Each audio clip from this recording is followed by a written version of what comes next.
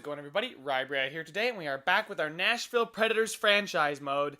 And before we start this video, I want to hit 10 likes, so make sure to toe drag right around the dislike button and snipe that like button. Also, make sure to hit the subscribe button and light the lamp, because we are trying to build up as big of a Rye squad as we can before NHL 18 comes out. Actually, that'll come out in about a week from today, so I'll be able to bring you guys some content, and that's why I believe, boys, this will be the last season for the NHL 17 Nashville Predators. So hold on tight, boys, because we're gonna have a pretty fun season, I think. So I did look at some trades, and I couldn't make any. I wanted to make blockbuster trades. I didn't want to make, smart trades for the future, all that horse crap I keep feeding you guys, right? Oh, for the future, long term and short term, and all that stuff I keep talking about. No, I was trying to go all right now, win now, try to get anybody who's older and a really good player, and it looks like that really doesn't exist anymore in the universe, so that's also a little bit of the reason why I want to end this series, just because I really don't see too many great players available that I could get with the assets I have, or any kind of player that would be, that fits that criteria. The older player who's maybe at the end of their prime and that their team is just not that good and they're willing to accept. I tried to get like 4 firsts in Panarin for some players, and that still wasn't enough, so I at least tried, boys, okay? You can't fault me for trying there. So I am going to go ahead and just skip the simulation again for you guys. I am pretty excited for this season, although we did start 1-2-3, so that's not a good sign, especially in preseason. You're supposed to dominate, but we will see. I'll check back with you guys at the end of the first month. We'll go back to the normal simulation of 1 month, 2 month, 2 month deadline. You guys are back in. But yeah, so we'll go ahead and simulate right up to the first month here, end of the first month, and I will see you guys when we get there. Alright guys, so at the end of month number 1, we don't have a bad record. It's just the Sabres put a pretty big blemish on that one. We were 5-3-1, and the Sabres were 2 of those 3 losses. We lost to the rebuilding, I guess, New Jersey Devils, who are 5-2-1 in a shootout. And we lost to the Islanders straight up. So that's our losses, but we did seem to handle our division quite well. Lots of Eastern Conference opponents. What is that? Not including the Sabres twice, then the Bruins, then the Islanders, and the Leafs, and the Devils. So what is that? 5-6 right there? Yeah, that's 6 games against an Eastern Conference opponent. 2 against our own division, and 1 against the Pacific. And we did pretty well in those. So I'm looking forward to the next 2 months of simulation. I will just check out how the players are doing. I know it's a little bit too early to start predicting stats, and I'm really making pure judgments. And look at that, we are 3 points behind the Colorado Avalanche, who have a very good roster right now. So I did check out their roster. It's very, very good. But it looks like Forsberg is the #1 player on our team as far as points are concerned. He's finally stepping it up for now, anyway. Maybe the addition of Timoshev, another a playmaker up there, is going to help out Forsberg. Just lead the team in points and goals. But as far as forwards are concerned, yeah, our top line, Timoshev, maybe not as great. And then everyone else, oh my god. But wow, holy shit, Nikolai Goldobin, you suck, bro. Okay, so besides our first line, nobody's doing jack shit. Awesome. So maybe it's, yeah, and our defense aren't contributing too much. So I think it might be on the shoulders of Mr. John Gibson again, boys. I honestly, probably the best trade I have ever made in a franchise mode for John Gibson, a consistent top 5 goaltender who, came away, I think, with a Vezina during this franchise mode sim. Hopefully we'll come away with another one this sim, and we will see how the next 2 months goes. I'll see you guys at December 31st. Alright, boys, so I'm at the end of November, and I do want to make a trade. It is going to be for Mr. Patrick Kane. We are going to give up our first this season, because I did say it is the last season, so I'm kind of going all in on any player I can find. He is listed as a top 9 forward, but don't worry, he's still an 89 overall. He is dropping, but I don't think he'll drop off that significantly to where he's no longer worthy of being a top 6 forward, boys. We are going to have to give up Mikael Granlund. I like him, but I mean, he doesn't do anything for us. As you can see, I think he's on the 3rd line, and we've got players to fill in that slot anyway, so I'll go ahead and trade him away as well as our first to go ahead and get Patrick Kane, and it is going to go through, and booyah, baby, we have got Patrick Kane on the Nashville Predators, which is a weird thing to say, and I guess the boys aren't happy that we traded for a guy like Patrick Kane. Oh, wait, there's somebody I need to send down. I don't need to worry about it. I think somebody's hurt or scratched. I can't remember. But yeah, we've got a spot check here to play on the 4th line, Pajot to play there on the 3rd line. I'll just hit best lines. We'll go ahead and get that figured out. Yep, they got Patrick Kane on the first line, then Timoshev, Henrique, and Panarin, Arvidsson, Pajot, Fiala, and then Holloway, Spacek, and Goldobin. They did scratch Comtois. I am going to play Comtois over Holloway, though, boys. I'm going to send Holloway down. He's not a bad power forward. I think that's his role. He's listed as a fourth-line forward, so he's not going to get too upset about being sent down. He's only 20 years old, so he's pretty good. If I continue this on my own off recording, he's certainly somebody that I want to keep looking at to keep on the roster, but there we go, boys. I am going to send him down. Going to make Comtois that fourth-line left winger there. I think we got a pretty good team now that I have Patrick Kane. I may have to look at moving him down, but that's all right. We got a premier player, and you need a premier player if you're going to go anywhere. And none of our players have really turned out to be premier. We've just had a very, very good team. But now it's time to get some superstars on the roster and just have a super team, boys. We had a super team a few years ago. We won 3 President's Trophies and then 2 Stanley Cups. So I'm not going to complain too much about the lack of winning now towards the end of our life as a team. Our window is kind of closing, but hopefully I did make the team good enough. Look at that, Jesus, 97 offense, 92 defense, and 93 goaltending. So hopefully I did make the team good enough now that we could become a very, very good team. Maybe challenge for the division. I think we're a little bit too late into the season to talk about President's Trophy, but hey, I want to make the playoffs, and as we've seen in the past, once you make the playoffs, anything can happen. And right now we are in third, but we are starting to drop behind those top 2 teams. So I wanted to make a move. I'll just show you guys the end of November. We'll still go up. I'll actually go up to the All-Star game now because I stopped here for you guys anyway. But there we go. This is what the month looked like. You can pause it if you want here, but I'm going to go ahead and jump right to the All-Star break. Alright guys, so here we are at the All-Star game, 24, 15, and 8. So not a tremendous record, but not a terrible record. Patrick Kane just got hurt, I guess, right before this game against the Jets. So that kind of sucked. January was a better month for us, I think. I can't really tell with this team. It's up and down. Loss, loss, win, win. It just, that's how it's going. But we still have a month before the trade deadline here. Let's go ahead and check out what is our standing looking like. We've got pretty good locker room chemistry, so that's pretty nice. And we are only 1 point behind the Colorado Avalanche for first place in the division, boys. That's really, really nice. So let's go ahead here.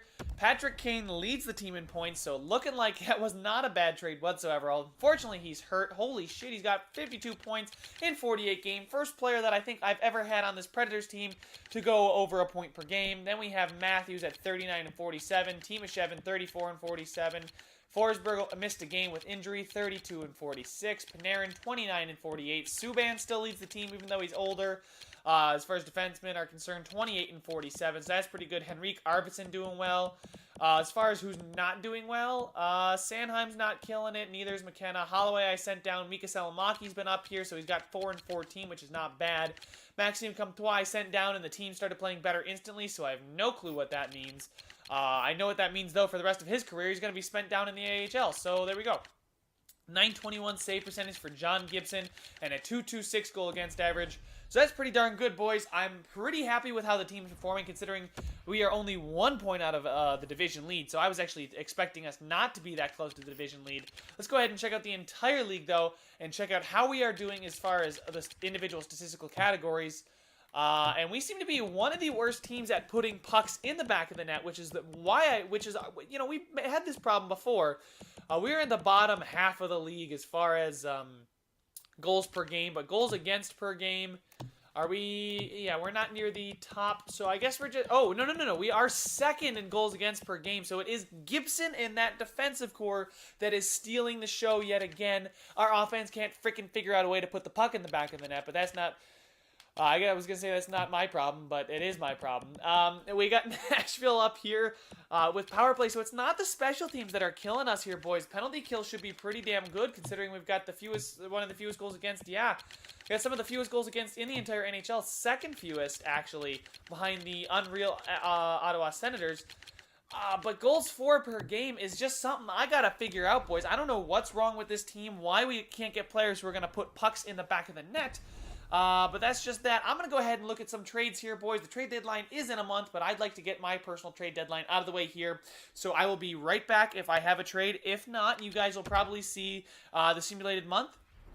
And that'll be that. So I'll be right back, boys. You'll see what happens next. So there we go, boys. There is the trade. I kind of like this trade a lot. Forsberg has never performed to my liking, and obviously I can't say much more about the opposite side, but hopefully this will be enough to get the trade through. If not, I'll have to keep looking, boys, but let's go ahead and see what it's gonna be.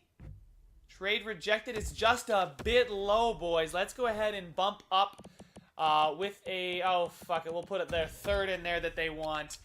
Forsberg, Comtois, a first next year, and a third for Connor McDavid. Welcome to the squad, Connor McDavid. Connor McDavid is now a Nashville Predators.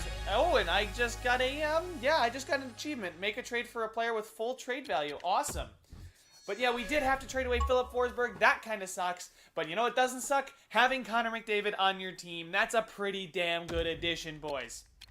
So I have to auto-fix the roster, I guess, because our roster's not competent.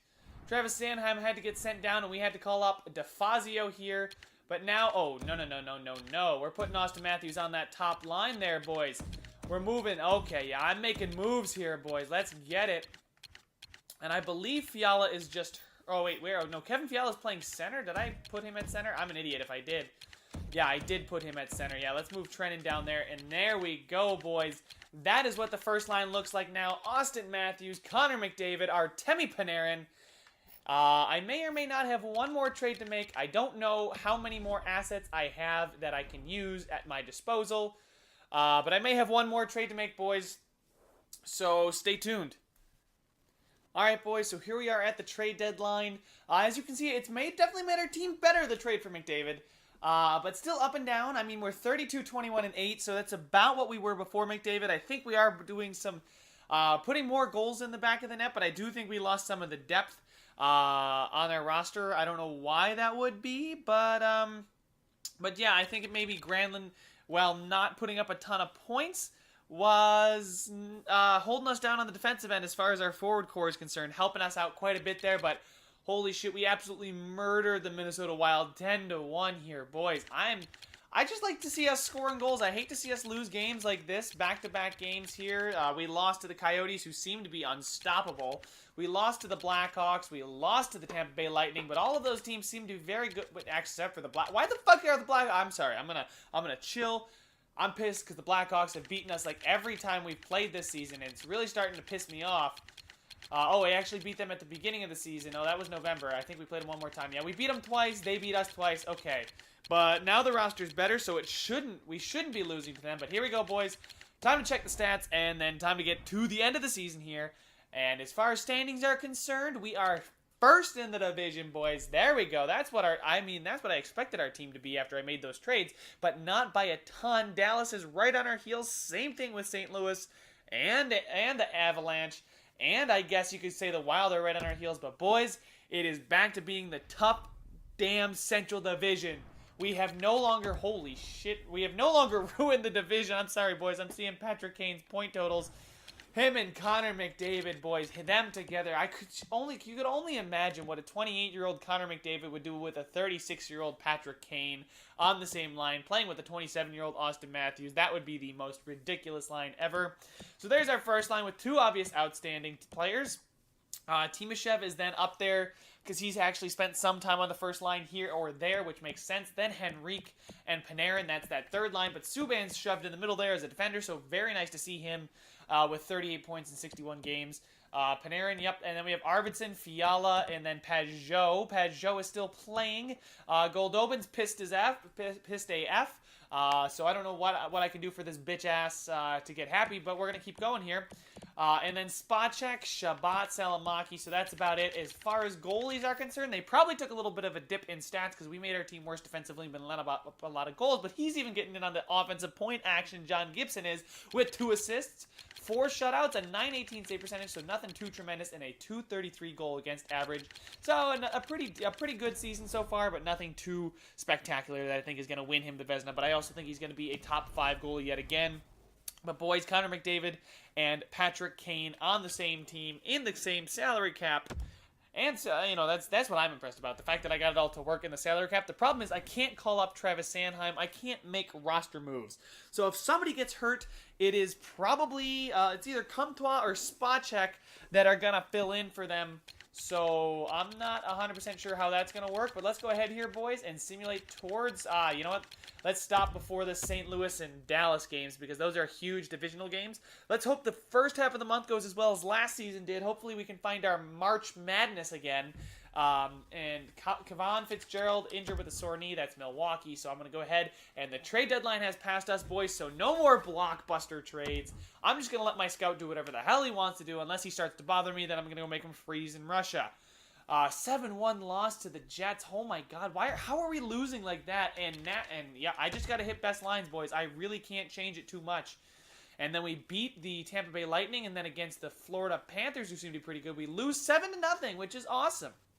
Congratulations, boys. You can't score, but yeah, oh my God, I'm gonna go. Oh yeah, you're just gonna go freeze your ass off in Russia. Scout that one goalie for 6 weeks. Stare at him and make sure you give me everything there is to know about that goalie.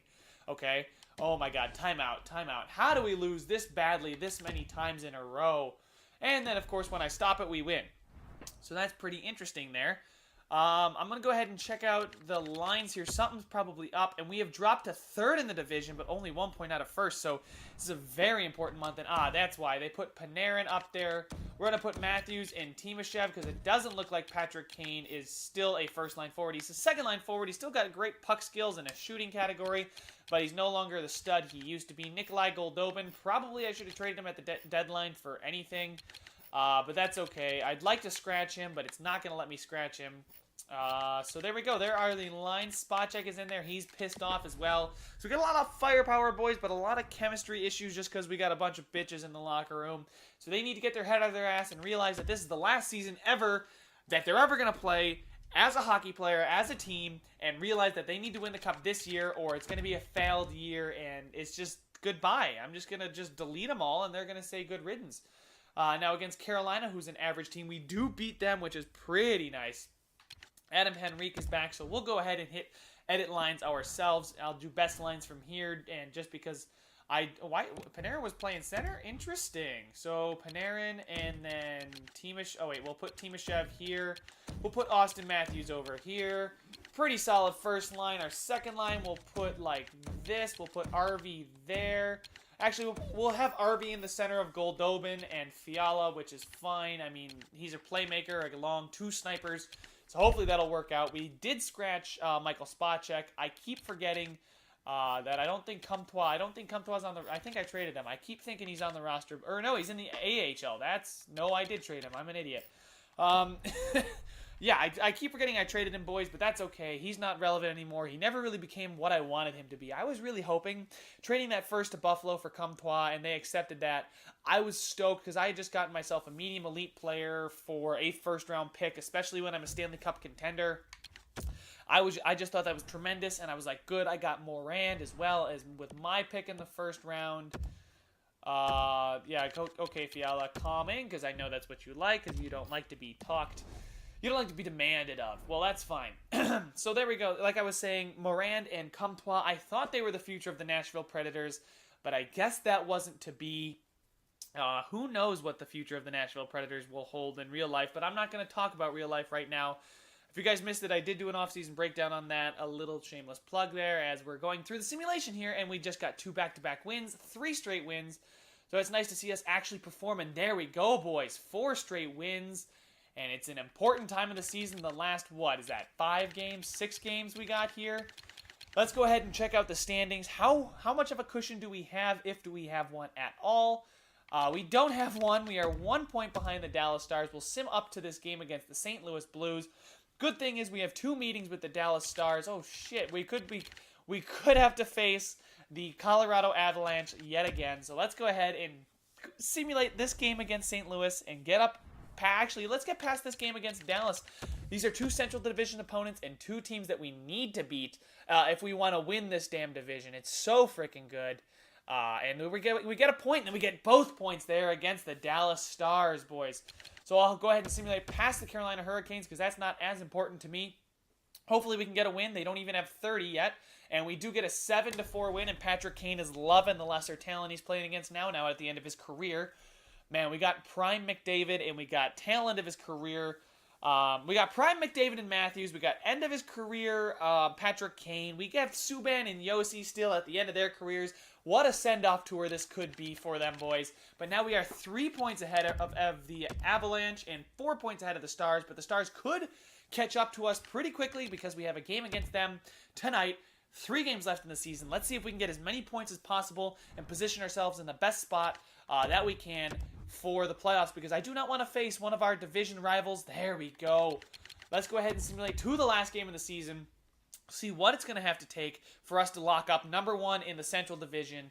But yeah, that win against Dallas pretty much locks them out of catching us. And there's a 5-1 win against Calgary, boys. John Tavares and the Calgary Flames could not get it done. So let's see how far out. Yep, and we have locked up the division, boys. The Dallas Stars are the next highest team. So let's just go ahead, see how our team simulates in this final game of the season. And we will be out of this video, boys. First period. All right, so Trennan and Morrissey scored. Not bad. Second period, Panarin and Fiala. There we go. They both scored from the neutral zone. I don't know which side they were shooting on, but they both scored from the neutral zone. So yikes. Rough there, Winnipeg. And final is a 5-2 victory. Trennan gets his second. Pajot scores, and Trocheck. So none of our top guys really scored. It was our bottom 6 pairing, boys. So, or our bottom 6 lines, not pairing, because that's defensemen. But anyway, that is the end of the regular season. I don't think we have won the President's Trophy, because that would have been way out of reach for the, I believe that's the Ottawa Senators or Arizona Coyotes. But we will be playing the Anaheim Ducks in the playoffs, boys. Let's go ahead and check out the stats for the end of the season. But there we go. That is the end of this one. Connor McDavid finishes with 92 points on the Nashville Predator. First time I've had a point-per-game player. He's played 83 games. Same thing with Patrick Kane. But they still both had 92 and 91 playing together for a lot of the season. Connor McDavid is loving playing with Matthews, who took a huge bump in points. Subban also got a bump in points. Panarin, Timoshev, Henrique, so that's a pretty decent second line there. Henrique was injured for a couple games, so I think he would have cracked the 50-point mark. He had 20 goals, so I'm not going to complain. Kevin Fiala, Arvidsson, Pajot bounced around a lot of lines, so I don't blame him. Yossi had a pretty decent season, but having Subban up there at 56, I'm excited to see what other defensemen did what. Let's see here. Is Goldobin still pissed? And yeah, he's getting worse and worse, even though he's playing exactly what he should be. Well, that's okay. Let's go ahead and check out the goaltending. I think he stepped up. He's gotten 3 points. He's the all-star, boys. He's the all-star of the team. 3 points. Actually, 7 shutouts, 920 save percentage, and 232 goal against average. So let's go ahead and check out the rest of the league, see who did what as far as points are concerned. And Connor McDavid and Patrick Kane led the entire league in points, boys. So we are going to take home quite a few trophies this year. Connor McDavid is going to take home the Hart, Ted Lindsay, and maybe the Art Ross. Maybe Patrick Kane will as well. Holy frickin' A! Eric Brandstrom, a defenseman, was the 3rd highest in points among all skaters. 8 goals, 77 assists for Eric Brandstrom. I traded for him in my Sabres, but holy shit, 98 passing, 99 offensive awareness. That'll do it. He's not going to score any goals with a 3.5-star shooting category, but his puck skills and senses, oh my god, what a player, boys. 85 points, a breakout season. I mean, he had 61, 58, and here I thought, that... Oh, he was drafted in the 2nd round of the year 1 draft. That was the first year we actually were able to make a pick, boys. I believe was the 2017 pick. Yeah, that was. I'm almost positive the 2017 draft was the first draft in this franchise mode. 99 speed, 99 agility, 99 balance, 95 acceleration. His defense leaves a little bit to be desired, but if you pair him with a good defensive two-way forward or a two-way defenseman or a defensive defenseman, damn, you've got no issues there. Holy shit, Eric Brandstrom, 85 points in 82 games. Probably should win the Hart, but it's probably going to be McDavid or Kane just because they were that high. As far as goals, ooh, and Patrick Kane was almost at the top of the league in goals. Jack Eichel up there as well with 34, but he only had 56 points. This is what his stats are looking like. But yeah, I was maybe trying to troll. Wow, Vladimir Tarasenko had 39 goals in 73 games, so he did get injured a little bit. John Tavares on the Calgary Flames Not too bad for him, a 37-goal season, but it seems like the goaltenders dominated this season except for points. Good God, McDavid and Kane, two players on the Nashville Predators, really took off in that second half of the season for us. And goalies, we'll find out as soon as it loads who was the best goaltender in the NHL. I doubt it was John Gibson, but stranger things have happened. Let's go ahead and sort by the goal against average to see. Wow, this guy is the worst player I've ever seen. Let's go ahead and go to goal against average.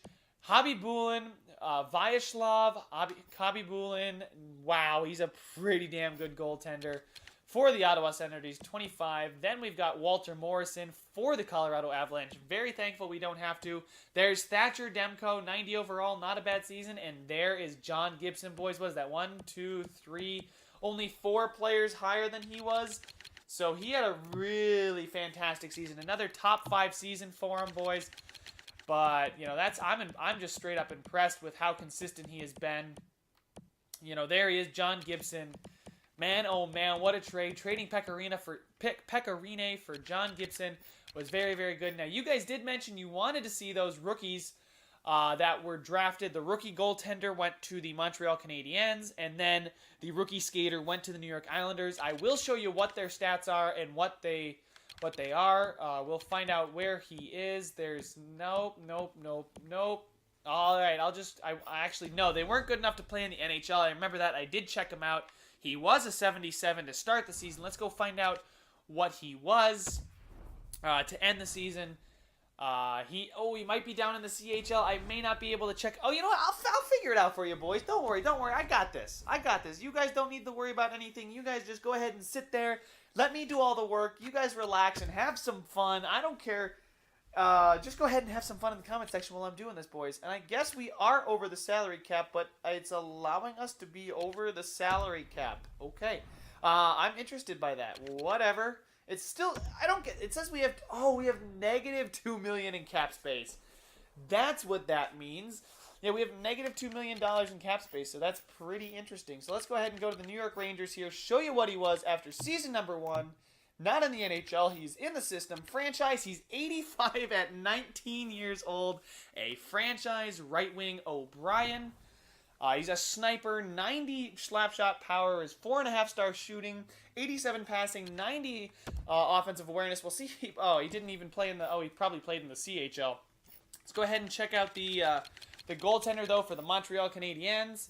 Goalies. The franchise goalie is 78 at 20, which isn't bad, but it's certainly nothing like that first overall player there, boys. But that is it. That is all the time I have for this video, guys. Thank you guys so much for watching. Make sure to subscribe if you want to see some more. And I will see you when we take on the Anaheim Ducks in round number 1.